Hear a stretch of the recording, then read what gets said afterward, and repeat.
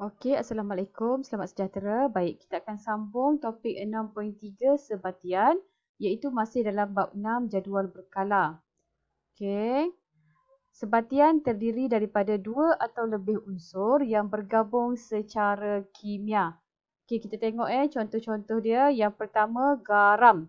Okey, garam adalah gabungan unsur natrium dengan klorin. Gula gabungan unsur karbon, hidrogen dan oksigen. Air gabungan unsur hidrogen dan oksigen. Politina gabungan unsur karbon dan juga hidrogen. Okey, politina ni dia macam plastik plastik yang biasa kita guna untuk buat mainan. Contoh kat sini kita buat mainan blocks. Okey, seterusnya karbon dioksida. Okey, karbon dioksida adalah gabungan unsur karbon dan juga oksigen. Jubin adalah gabungan unsur karbon, kalsium dan oksigen. Okey, cengkerang. Cengkerang juga gabungan karbon, kalsium dan juga oksigen. Okey. Baik, kita nak tengok sifat sebatian. Okey, sifat yang pertama, ikatan kimia terbentuk. Apa maksud dia? Okey, kita tengok kat sini Ini contohnya. Okey, kita ada sebatian air. Okey, oksigen, hidrogen dan hidrogen. Jadi kalau kamu tengok kat situ, unsur-unsur ini bergabung secara kimia. Ini kita panggil ikatan kimia. Okey, boleh? Ini adalah ikatan kimia. Jadi sebatian ni dia mesti dalam keadaan molekul. Dia tak boleh dalam keadaan atom. Okey, sebab apa? Sebab kita nak dia ada ikatan kimia. Baik, kalau dia bagi contoh macam ni rajah. Mana ikatan kimia dia? Yang warna biru ni yang menghubungkan ataupun yang menggabungkan unsur-unsur. Okey, sifat yang kedua, bahan baharu terbentuk. Apa maksud dia? Okey, kita tunjuk contoh Contohlah cikgu ada, ini adalah oksigen. Ini pula hidrogen.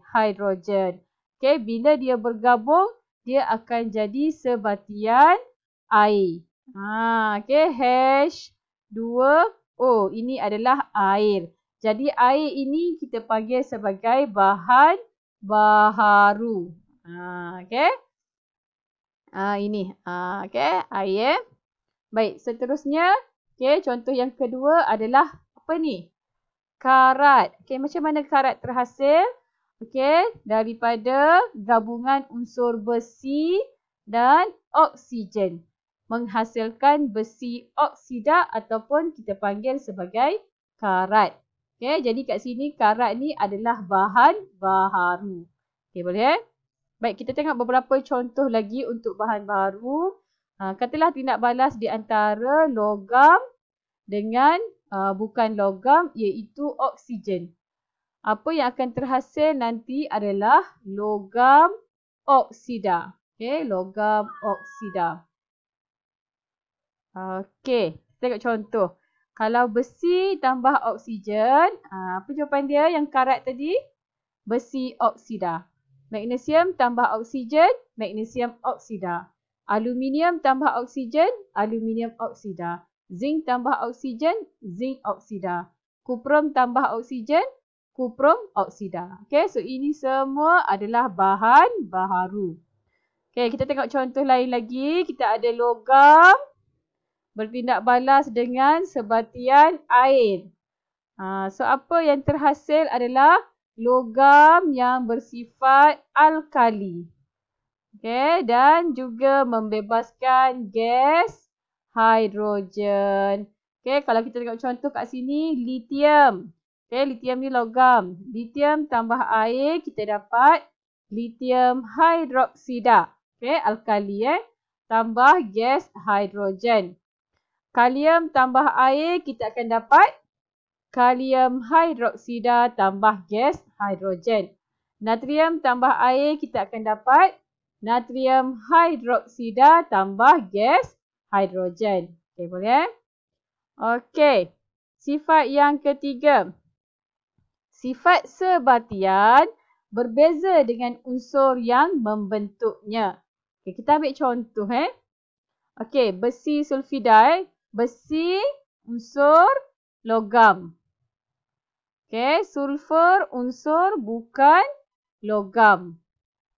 Okey, so bila besi kita bergabung dengan sulfur, maka yang terhasil adalah besi sulfida. Okey, besi sulfida adalah sebatian.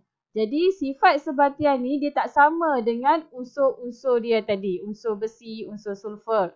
Okey, contoh kat sini kita ada campuran besi dengan sulfur. Okey, jadi kita panaskan dia.